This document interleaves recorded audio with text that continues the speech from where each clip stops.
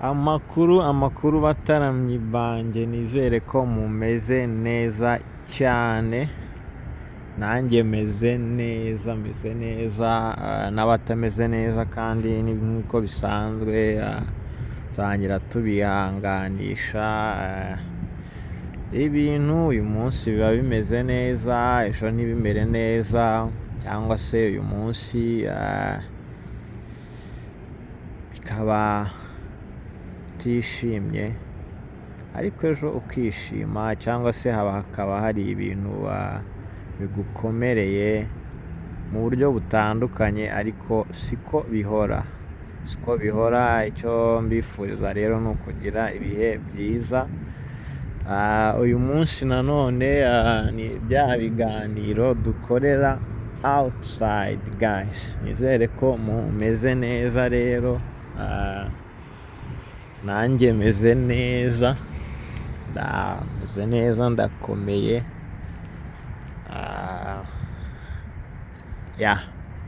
Ndi hanze ndavuga nti reka mbakorere ikiganiro gitoya cyo gutembera muri neighborhood.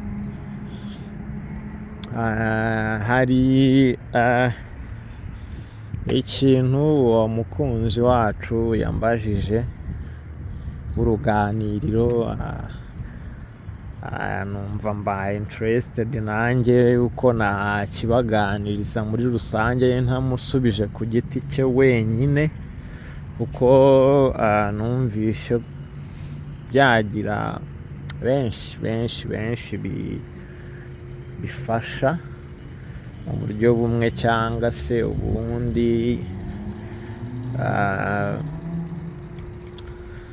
Ngira ngo murabizi ko n'ubundi mu ruganiriro niyo ntego yacu twihaye, ni ukuganira, ariko tukaganira ku bintu bifite impamvu, cyangwa se ibintu bishobora kugira uburyo byafashamo umuntu mu buryo bumwe cyangwa se ubundi. So umukunzi rero yarabajije ati ese ko twakinnye green card, turi no kwitegura kubona ibisubizo bya green card biri vuba, ni ibihe bintu mu by'ukuri Amerika iha umuntu watsinze green card, donc umuntu wahawe visa ya green card, ni iki afashwa cyangwa ni iki ahabwa. So mbaye interested, ndavuga nti reka ibi bintu nzabikoreho ikiganiro, tubiganireho muri makeya. Mu by'ukuri abantu benshi cyane bakina green card, cyangwa se abantu bazi bya green card, bajya bibaza bati ni iki umuntu afashwa iyo abonye green card. So nshuti bavandimwe rero, duhuriye ku ruganiriro, ntago mu by'ukuri navuga ko nta kintu umuntu ahabwa iyo abonye green card, cyangwa se ntago navuga ngo ahabwa ibintu ABCD kugera kuri Z. Just ikintu nababwira gikomeye ni uko iyo ubonye green card uba ubonye package, cyangwa uba ubonye ibintu byinshi cyane biri hamwe. Mu by'ukuri hari abantu benshi badasobanukiwe iyi green card icyo ari cyo, ariko iyi green card ni ikintu gikomeye cyane, ni ikintu gikomeye cyane. Ndetse ahangaha muri Leta Zunze Ubumwe za Amerika turi, hari abantu baba bahabaye imyaka irenga za 15 20 badafite iyi green card. Green card ubwayo nyirizina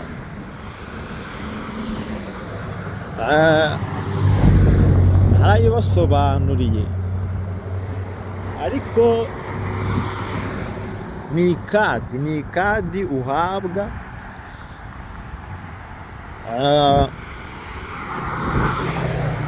isobanuye cyangwa se ivuze kuba uri permanent resident wa hano muri Amerika. So, kuba permanent resident ubwabyo ahangaha muri Amerika ni ikintu gikomeye cyane, inshuti bavandimwe. Ntabwo ari ikintu umuntu uwo ari we wese abona. Kubona iyo status ubwayo yo kwitwa permanent resident ntabwo ari ikintu cyoroshye, ntabwo ari buri umwe ubasha kukibona. Kibonwa n'abantu bake cyane, niko navuga, which is good. Kandi icyo nababwira ko nuko umuntu ufite iyi permanent resident card, cyangwa se umuntu wemerewe kuba muri Amerika mu buryo bwemewe n'amategeko, nicyo iyo permanent resident status ivuga, aba ikintu cya mbere yemerewe we n'umuryango we kuba ahangaha muri Leta Zunze Ubumwe za Amerika ahantu ashaka hose. Bivuze iki? Bivuze yuko buri state yose ushaka uyibamo,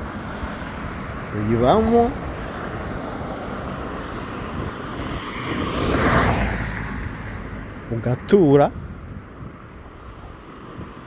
ugakora n'icyo ushaka mu buryo bwemewe n'amategeko.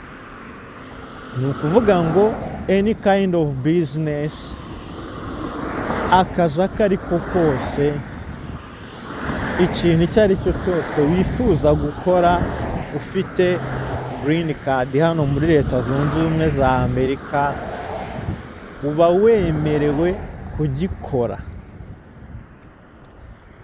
kandi kugikorera ahantu ushaka aho ariho hose, apfa kuba ari muri Leta Zunze Ubumwe za Amerika. So murumva ko rero ubwacyo icyo ni ikintu navuga ko gikomeye cyane. So ikindi kintu nacyo gikomeye cyane, iyo ufite green card, ariko ntarava aho ngaho ku bijyanye no gutura, ni ukuvuga ngo ahantu utuye ushobora kuza wenda ukaza ugahita unyura wenda Miami, uba ufite uburenganzira bwo kwimuka igihe ushakiye ukajya mu yindi state. Ushobora kuva Miami ukajya New York City, ushobora kuva New York ukajya Los Angeles, ushobora kuva Los Angeles ukajya California, ushobora kuva California ukajya Texas, ushobora kuva, donc buri state iyo ariyo yose hano muri Leta Zunze Ubumwe za Amerika ufite uburenganzira bwo kuyibamo, kandi ukaba ubayemo mu buryo bwemewe n'amategeko. Ikindi ni uko iyo ugeze aha muri Leta Zunze Ubumwe za Amerika, nyuma y'imyaka 5 uba wemerewe gusaba ubwenegihugu, noneho ukaba umwenegihugu full w'Amerika. Ni ukuvuga ngo icyo gihe ufite uburenganzira 100% cyangwa 100% nk'ubw'umuntu kavukire w'aha muri Leta Zunze Ubumwe za Amerika, sibyo? Ni ikintu nacyo rero gikomeye nshuti bavandimwe, ntago ari ikintu umuntu uwo ari we wese yabona, sibyo? Ikindi kintu nababwira gikomeye ni uko umuntu ufite green card nubwo adahabwa wenda icyo nakwita nk'inzu yo kubamo cyangwa se abantu bakunda kwibaza, ariko ntabwo ari uko Leta Zunze Ubumwe za Amerika ntabwo ari uko ziba zibuze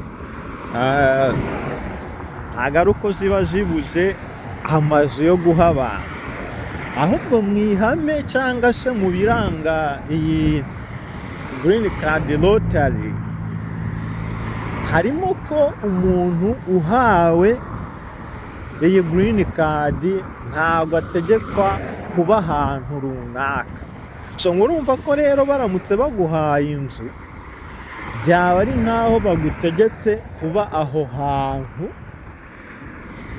waba nyine baguhaye iyo nzu, kandi ntabwo byemewe, sibyo? So niyo mpamvu rero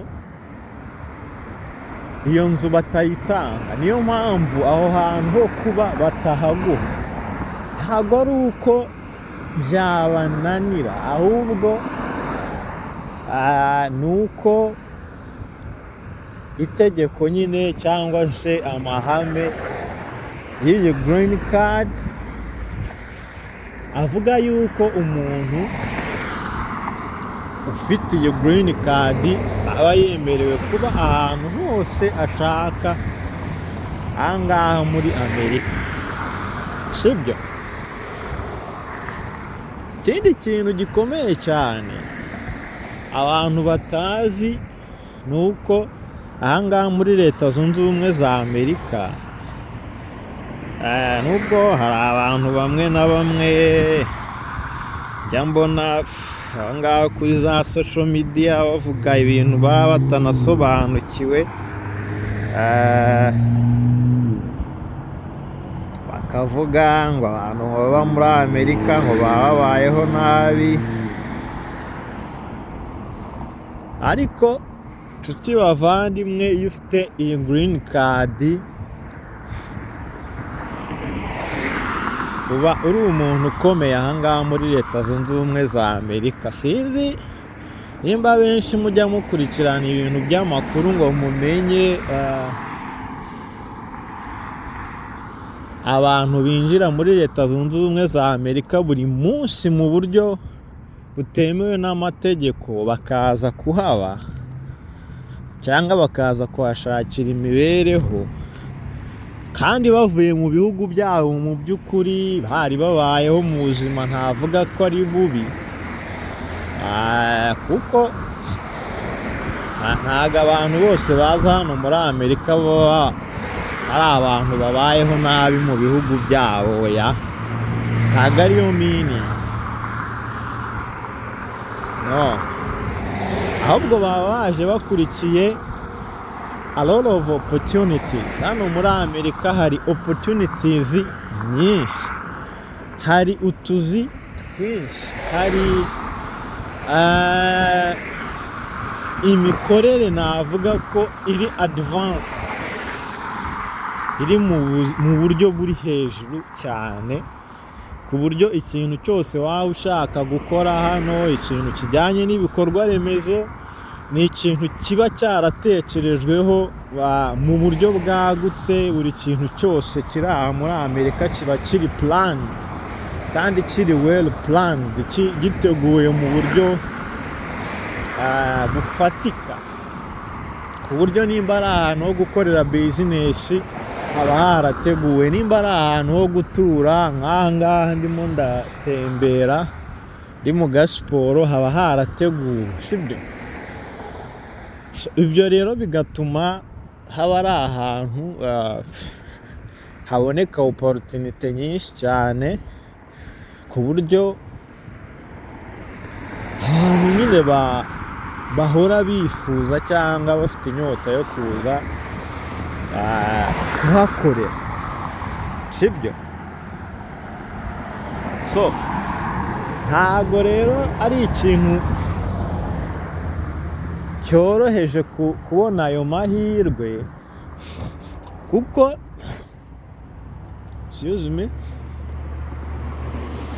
uretse no muri Amerika no mu bindi bihugu biteye imbere, kugira ngo ubone na viza yaho, kugira ngo murabizi ko ari ibintu bitoroshye habe na gatoya.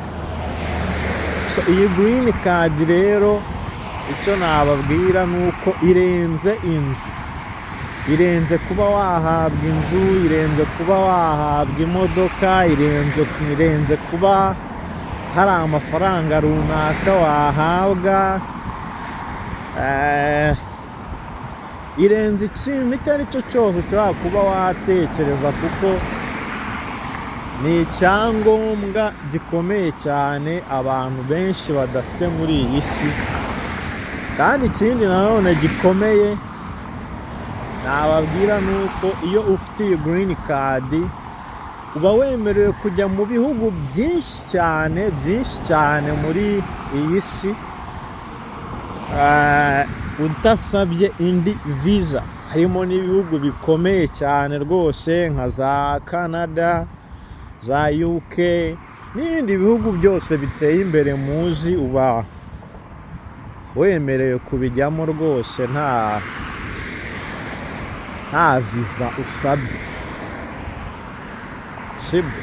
Kandi ukajyayo ukagira ibyo ukorerayo nanone mu gihe runaka. So ntabwo ari ibintu rero buri muntu wese yabona, ari ibintu bikomeye kandi by'agaciro,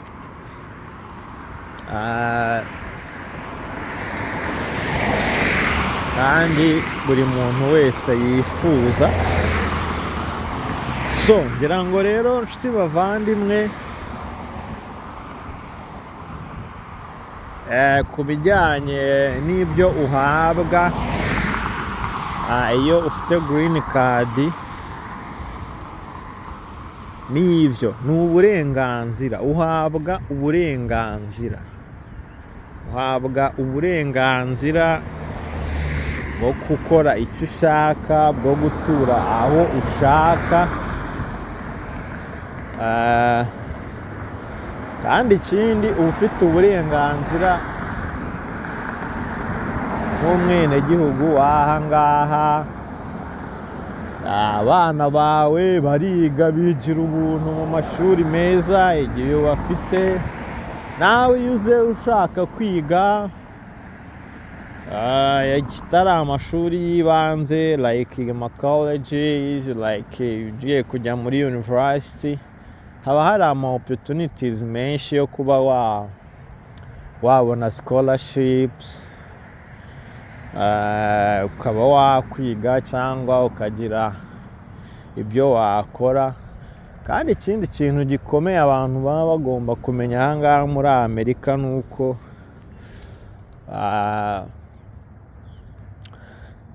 aka kazi muri ibi bihugu byacu byo muri Afurika tukunda kuvuga cyane ngo ni akazi ngo kari VIP, bizagutungura cyane nugera aha muri Amerika. Cyangwa se icyo nakubwira ni uko hano muri Amerika umuntu ukoresha imbaraga niwe winjiza amafaranga menshi cyane kurusha umuntu ushobora kuba akora ibintu bisaba ubwenge bwinshi.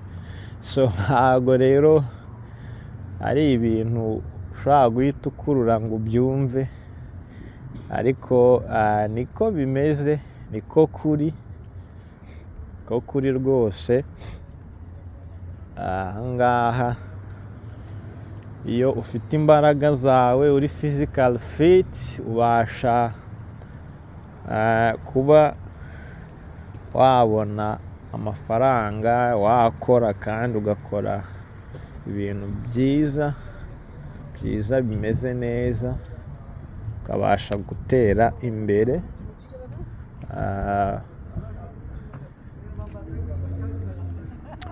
Ikindi nababwira nuko ku bintu bijyanye na green card cyangwa se na migration pathways zitandukanye, abantu babitangaho amakuru menshi wayabona kuri YouTube, ariko nakubwira ko ahangaha mu ruganiriro rwacu ariho hantu hambere kandi hizewe wakura amakuru nyayo atarimo ibinyoma, atarimo gukabya n'ibindi bintu biri aho ngaho by'abantu baba bakeneye agatwiko. So guys, ni ibyo rero nari nateguye ko tuganira uyu munsi. Nizere yuko ikiganiro cyagenze neza, ariko ntimukajye mwibagirwa gukora subscribe. Mukora subscribe rwose muri benshi, bidutera imbaraga. Mukore like, why not? Nimba ikiganiro cyagushimishije, shyiraho like. Nimba hari n'icyo wumva ushaka kudusangiza, andika aho ngaho muri comment. Yes, so kambabwire rero ngo mukomeze mugire ibihe byiza. Ibiganiro byo nakagaruka. Ciao ciao.